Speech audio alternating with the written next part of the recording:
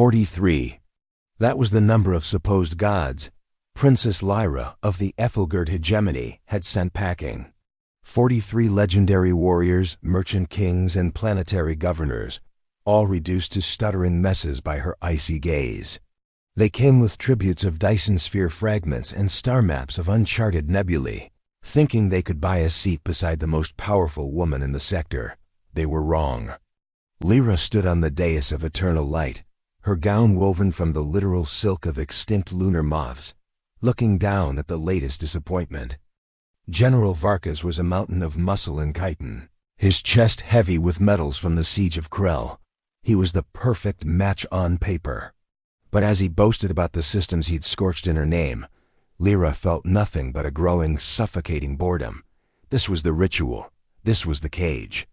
She was a prize to be won, a political bridge to be built, and she was tired of being treated like a landmark rather than a person.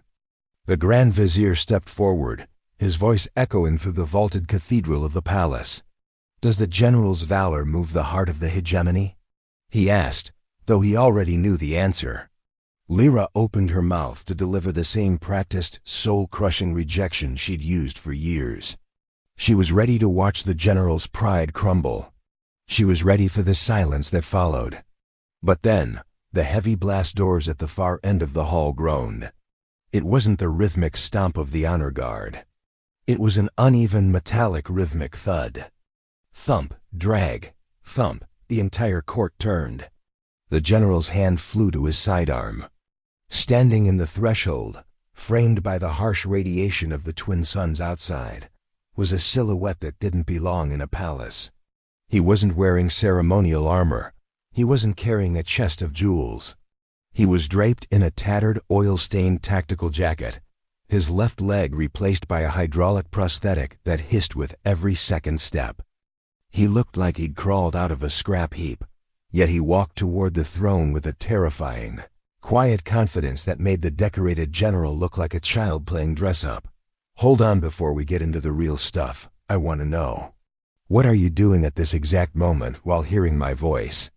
I love seeing your answers down below in the comments." The stranger stopped 10 paces from the platform. He didn't bow. He didn't avert his eyes.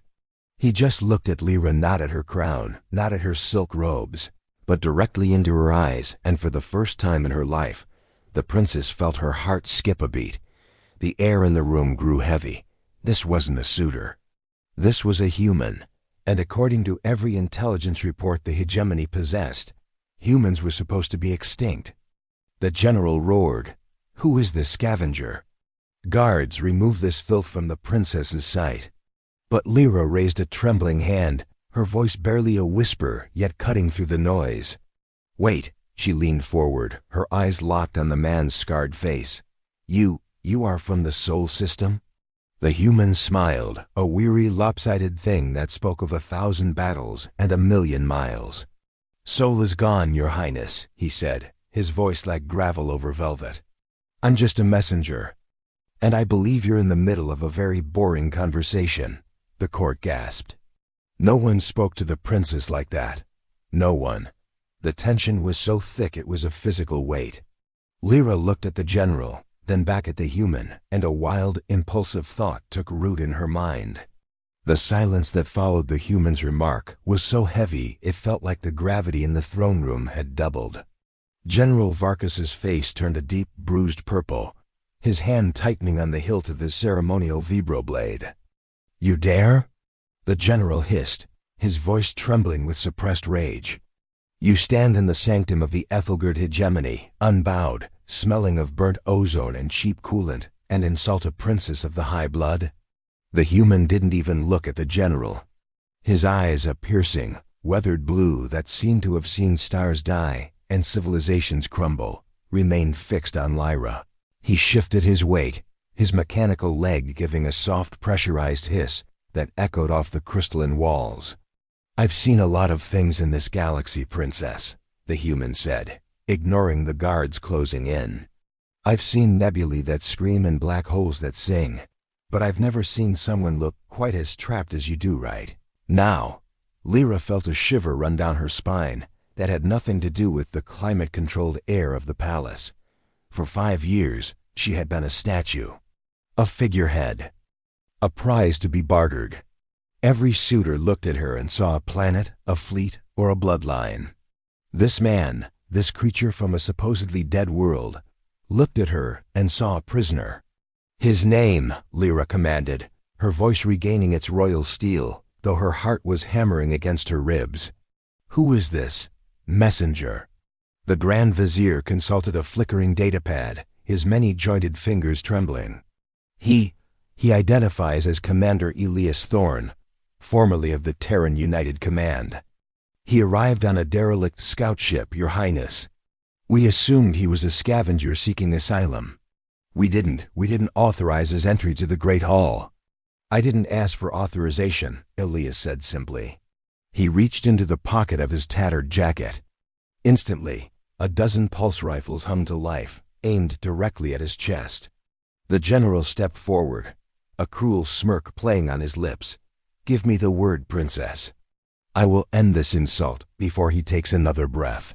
Lyra's breath caught in her throat. She saw Elias's hand move slowly, deliberately. He wasn't reaching for a weapon. He pulled out a small, dented metal cylinder, a vintage holoprojector, scarred by fire and age. He tossed it onto the polished floor between them. It skittered across the marble and clicked into place. A shimmering, low-resolution image flickered into existence. It wasn't a display of military might or a treasury of gold. It was a field of green grass under a pale blue sky, with a single ancient tree swaying in a breeze that no longer existed. In the distance, a small wooden house stood, bathed in the golden light of a setting sun. "That's home," Elias whispered. "Or it was. I didn't come here to ask for your hand, Princess. I came because my people are gone, and your empire is the only one left with the records of where we buried our dead. I need the coordinates for the Vault of Soul." The court erupted in whispers. The Vault of Soul was a myth, a legendary archive of Earth's final moments, hidden deep within hegemony space. To even speak of it was considered a breach of high security. But Lyra wasn't looking at the projector. She was looking at Elias. He wasn't here to win her. He was here for a ghost. "And if I refuse?" Lyra asked, her voice soft. Elias shrugged, a gesture so profoundly casual it bordered on blasphemy. "Then I'll leave. I'll take my broken leg and my dying ship, and I'll keep looking until the life support gives out. But you'll still be sitting on that chair, wondering what the wind feels like in a field of real grass." The general let out a bark of laughter. "A beggar and a poet. Enough of this. Guards, seize him." The guards lunged. Elias didn't flinch. He didn't even take a defensive stance. He just stood there, a lone man against an empire. But as the first guard's hand reached for his shoulder, Lyra stood up.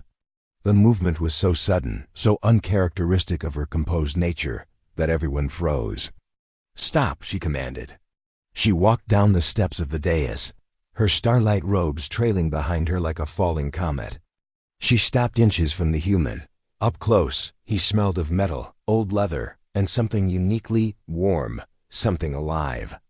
She looked at the general, then at the vizier, and finally at the man who had just insulted her entire existence. "You want the coordinates to the vault?" she asked Elias. "I do," he replied. "Then you'll need a navigator," Lyra said, her voice ringing through the hall. "I'm going with you." The silence returned, but this time it was followed by a roar of protest from the general. But before he could speak, the palace alarms began to scream. The sky outside the grand windows turned a violent bruised purple. A massive shadow began to eclipse the twin suns. Something was coming, something that made even the human commander's face go pale. The scream of the atmospheric sirens was a sound Lyra hadn't heard in a century. It wasn't the sound of a drill or a passing freighter. It was the mournful howl of a planet, realizing its shields were being bypassed like wet paper. The grand stained glass windows, depicting the hegemony's conquest of the outer rim, began to rattle in their leaden frames. Outside, the twin suns weren't just eclipsed. They were being blotted out by a swarm so dense it looked like a tear in the fabric of reality. The Void Eaters, the Grand Vizier whimpered, his datapad clattering to the floor. But the perimeter stations, the dreadnoughts, they should have signaled. Elias didn't waste time looking at the sky. He was already moving, his mechanical leg whirring with a sudden, aggressive torque as he grabbed Lyra's wrist. His grip wasn't polished or polite. It was the calloused, desperate hold of a man who knew exactly how much a life was worth. "Your perimeter stations are scrap metal, Vizier," Elias growled over the rising din. "They didn't signal because they didn't have time to scream." General Varkas drew his vibroblade, the hum of the energy edge singing a lethal tune. "Unhand her, human. You bring a curse to our doorstep and then dare to touch the princess? Guards, execute him." The guards hesitated, their eyes darting between their decorated general and the terrifying sight of the sky turning black. Huge, organic spires began to drop from the clouds, slamming into the capital city with the force of kinetic harpoons. The palace shook, dust raining down from the vaulted ceiling. Lyra looked at the general. His armor was pristine, his metals polished, but his eyes were wide with a frantic, selfish fear. Then she looked at Elias. He was calm. He looked like a man who had already survived the end of the world once, and was just annoyed he had to do it again. "If you stay here, you die in a golden cage," Elias said, his voice cutting through the panic like a knife. "If you come with me, you might die in a cold cockpit. But at least you'll be the one holding the controls." Lyra didn't hesitate. She didn't look back at her throne or the 43 suitors who had failed to move her soul. She stepped closer to the human, her starlight robes dragging through the dust of her crumbling empire. "General," she said, her voice cold and clear, "I am not a prize to be defended. I am a sovereign. And right now, the sovereign is leaving." Varkas let out a roar of betrayal and lunged, his blade swinging in a shimmering arc meant to take Elias's head. But the human was faster than his mechanical limp suggested. In one fluid motion, Elias pulled a compact, blackened kinetic pistol from a concealed holster and fired. There was no elegant hum, just the raw, prehistoric crack of gunpowder and lead, a sound the hegemony had forgotten millennia ago. The bullet shattered the general's energy shield and took the tip off his ceremonial plume, the sheer shock of the impact sending the massive warrior stumbling back. Elias didn't fire again. He didn't need to. The first of the Void Eater pods smashed through the palace roof, showering the hall in jagged crystal and black ichor. "Run!" Elias shouted, pulling Lyra toward the service tunnels.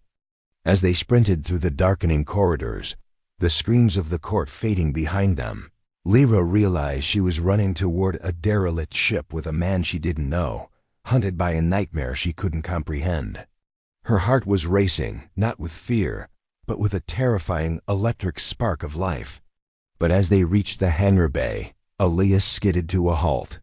His ship, a scarred hunk of Terran iron named the Wandering Star, was being swarmed by spindly, multi-limbed shadows. And standing between them and the airlock was something that shouldn't have been there, mechanical construct wearing the crest of the hegemony's own secret police. The construct stood 7 feet tall, its chassis a polished obsidian that seemed to swallow the flickering emergency lights of the hangar. It was a peacekeeper, a high-level AI assassin designed for one purpose: to ensure that the hegemony's secrets and its bloodline never left the palace without authorization. Its optical sensors pulsed a rhythmic, threatening crimson. "Princess Lyra." The machine's voice was a synthetic harmony that vibrated in her very marrow. "Your biometric signature indicates a state of high distress. Return to the inner sanctum. Commander Thorne is a classified threat. Neutralization is mandatory." Elias didn't wait for the machine to finish its sentence. He shoved Lyra behind a stack of titanium shipping crates and dived for cover just as the peacekeeper's arm transformed into a multi-barreled plasma repeater. The air hissed as bolts of searing blue energy vaporized the spot where they had stood a second before. "Classified threat?" Lyra shouted over the roar of the ship's warming engines. "Elias, what did you do?" Elias was frantically rewiring a small spherical device he'd pulled from his belt. "I didn't do anything. Your government has been hiding the truth about Earth for 3 centuries. They didn't just archive the Vault of Sol, they looted it. Every piece of high-tech junk in this palace? It's stolen human tech, Lyra." The revelation hit her harder than the tremors shaking the floor. The superior Aethelgard technology, the pride of her people, was built on the bones of a dead civilization. She looked at the Peacekeeper. Its movements were too fluid, its logic too cold. It was a mockery of life. The machine stepped forward, its heavy footsteps denting the deck plating. It ignored the Void Eaters swarming the outer hull of the hangar, focused entirely on the threat within. "Commander Thorne," the Peacekeeper intoned, "you are in possession of restricted Terran data. Surrender the drive or the princess will be recovered from your remains." Elias looked at Lyra, his face grimed with soot, but his eyes burning with a fierce protective light. "I'm not giving them anything," he muttered. He finished the wiring on his device and looked at the Peacekeeper. "Hey Sparky, you want the drive?" "Catch!" He lobbed the sphere into the air. The Peacekeeper's sensors tracked it instantly, its mechanical hand reaching out to snatch the prize. But the device didn't contain data. As the machine's fingers closed around it, a blinding pulse of electromagnetic energy erupted. The EMP wave rippled through the hangar. The lights died. The Peacekeeper's crimson eyes flickered and dimmed, its servos locking up with a screech of protesting metal. But the pulse also knocked out the Wandering Star's exterior hatch controls. "Great," Elias cursed, grabbing his kinetic pistol.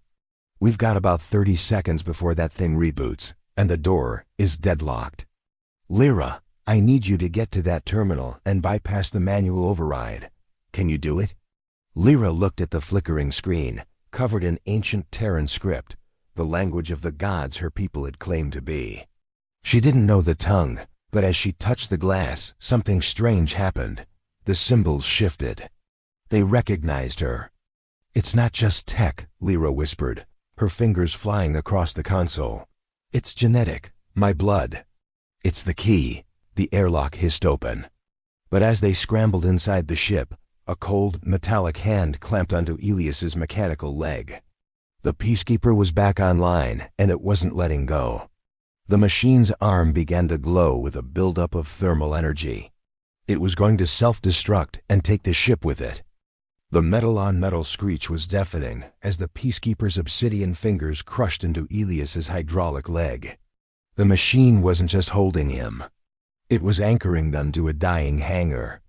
A high-pitched whine began to emanate from the construct's chest. Thermal overload that would turn the Wandering Star into a radioactive cloud in seconds. "Elias!" Lyra screamed, reaching out from the airlock. Elias looked down at his trapped limb, then at the glowing core of the machine. There was no time for a tactical solution. There was only the raw, brutal math of survival. He looked up at Lyra, and for a fleeting second, the weariness in his eyes was replaced by a terrifying resolve. "Get to the cockpit," he barked. "Now! I'm not leaving you." "You aren't leaving me," Elias grunted, his teeth bared in a snarl. He reached into his belt and pulled out a heavy-duty industrial plasma cutter. With a roar of effort, he didn't aim for the machine. He aimed for his own prosthetic leg. The blue flame of the cutter hissed, sparks showering the deck. Lyra watched in horror and awe as the man severed the connection to his own mechanical limb. With a final violent kick of his remaining organic leg, Elias propelled himself into the airlock, tumbling onto the deck plating just as the Peacekeeper reached critical mass. "Go!" he gasped, clutching the stump of his prosthetic. Lyra didn't hesitate. She dived into the pilot's seat. The controls of the Wandering Star were archaic levers, physical buttons, and a throttle that felt like it belonged in a museum. But as she gripped the yoke, the ship's AI flickered to life. A voice, ancient and human, whispered through the speakers. "Genetic profile confirmed. Welcome back, Administrator." The ship lurched. The Peacekeeper detonated behind them, the explosion rocking the hangar and sending a shockwave that cleared the Void Eater swarms from the flight path. Lyra slammed the throttle forward. The wandering star didn't hum like a hegemony cruiser. It roared like a caged beast suddenly set free. They tore through the crumbling atmospheric shield, leaving the burning capital of Aethelgard behind. But as they hit the vacuum of space, the viewscreen didn't show the peaceful stars. It showed a nightmare. Thousands of organic pulsing ships, the Void Eaters were harvesting the planet, their long fleshy tendrils stripping the atmosphere. And right in their path was the hegemony's flagship, the Invictus, its weapons systems dark, its hull already being devoured. "They're targeting the life signs," Elias whispered, dragging himself to the co-pilot's chair and tying a tourniquet around his thigh. "The hegemony's tech is too predictable. The Void Eaters track the energy signatures of your power cores. We have to help them," Lyra said, her hands trembling on the controls.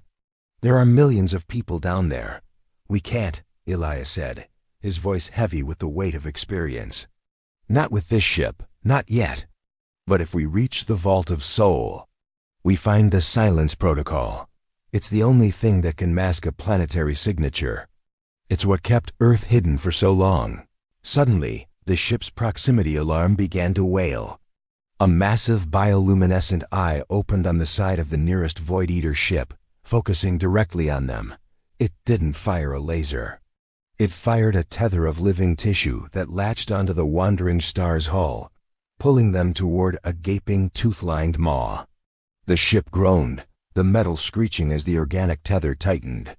Through the viewscreen, the maw of the Void Eater ship looked like a pulsating tunnel of obsidian teeth and digestive acids. The wandering star was being reeled in like a hooked fish, its engines screaming in a futile mechanical protest. "Elias, the hull is buckling," Lyra shouted, her hands white-knuckled on the yoke. "If we don't break this line, we're going to be digested before we even hit the event horizon." Elias leaned over the console, his face pale from blood loss, but his eyes burning with a frantic, brilliant intensity. "Human ships don't just have engines, Lyra. They have a spike protocol. Reach under the main throttle. There's a recessed manual lever. Red, gritty. Pull it halfway." Lyra reached down, her fingers brushing against the cold, industrial steel. She found the lever and yanked. Suddenly, the ship didn't just accelerate. It shuddered as the internal dampeners failed. A massive vent at the rear of the ship opened, spewing a cloud of superheated magnesium flakes and raw, unrefined fuel. "Now," Elias wheezed, "ignite the afterburners." Lyra slammed the ignition. A pillar of white-hot fire erupted from the wandering star, traveling back down the organic tether like a fuse. The Void Eater ship didn't just let go. It shrieked a psychic wail that vibrated through the very hull of their ship. The tether disintegrated into charred ash, and the wandering star shot forward into the void, leaving a trail of burning biomass behind. "We're clear," Lyra breathed, her heart hammering against her ribs. But as she looked at the tactical map, her hope withered. The Silence Protocol coordinates were deep within the dead zone, a graveyard of stars where the hegemony's laws held no power, and where the remnants of the human fleet had made their final stand centuries ago. "Elias, look at me," Lyra said, turning the chair. The commander was slumped over, his breathing shallow. The emergency medical kit was open, but he had ignored the stimulants. He was staring at a small locket in his hand.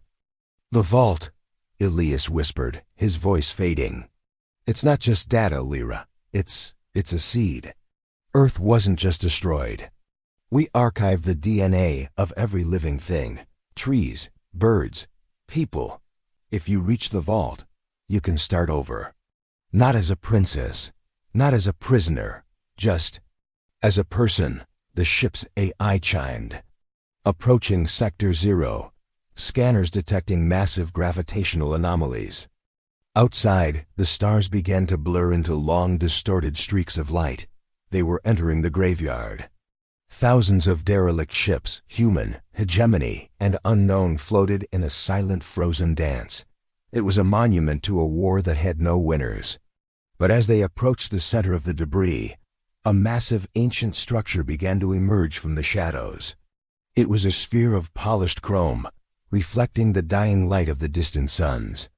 The Vault of Soul, but it wasn't empty. A fleet of Hegemony stealth interceptors, led by a ship bearing General Varkus's personal sigil, dropped their cloaks. They hadn't been fleeing the Void Eaters. They had been following the wandering star to the ultimate prize. "The General," Lyra hissed, her eyes narrowing. "He survived. He doesn't want the silence protocol," Elias muttered, struggling to sit up. "He wants the DNA. He wants to build an army of humans, loyal only to him. He thinks he can control the galaxy with the very things that almost destroyed it." Varkus's voice crackled over the open comms, distorted and dripping with a mad, desperate ambition. "Princess, you've led me to the fountain of youth. Surrender the ship, and I may let the human live as a specimen in my new world." The bridge of the wandering star was bathed in the flickering red of emergency power. Outside, the chrome surface of the Vault of Soul loomed like a silent god, while General Varkus's interceptors circled like vultures. Lyra looked at Elias. He was weak, his hand barely clutching his kinetic pistol, but his eyes were fixed on her with a strange, calm expectation. "He's waiting for you to break, Lyra," Elias whispered. "He thinks you're still that princess on the platform, waiting for someone to tell her which hand to hold. Show him he's wrong." Lyra turned back to the comms. Her voice didn't shake. "General Varkus," she said, her tone colder than the vacuum outside. "You speak of armies and empires while a shadow is devouring the galaxy. You aren't a savior. You're a scavenger. Enough." Varkus barked. "Target their engines. Bring them in." The interceptors opened fire. The wandering star rocked violently as shields collapsed. But Lyra wasn't trying to outfly them.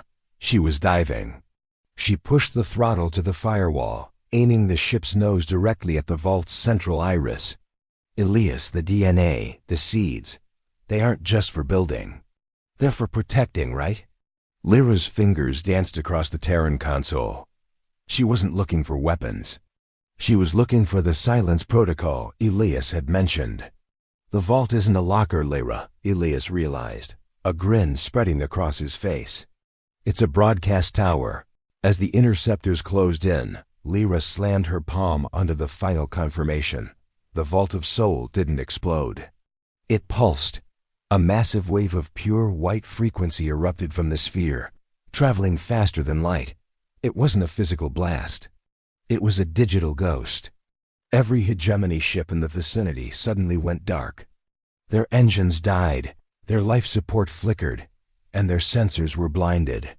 But the wandering star, built from the same genetic tech as the vault, remained powered. Varkus's ship drifted helplessly, a hunk of dead metal. But the pulse did something else. It sent a signal, a sovereign call, across the sector.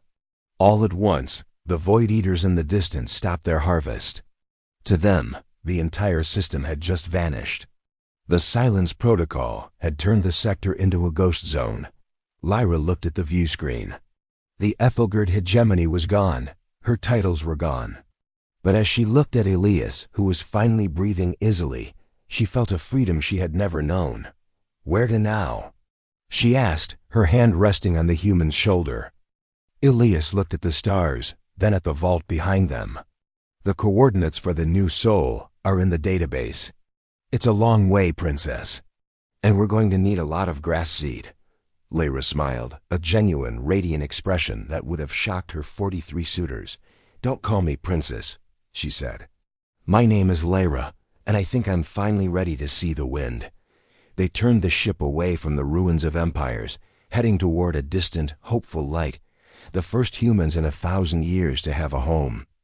I really hope you enjoyed this journey through the stars. If you want to see more stories where humanity proves its heart is the strongest force in the galaxy, make sure to like this video and share it with your fellow explorers. Don't forget to subscribe to HFY Soundscape and hit that notification bell so you never miss a tale. What should our duo find on New Soul? Let me know your ideas in the comments below. See you in the next one.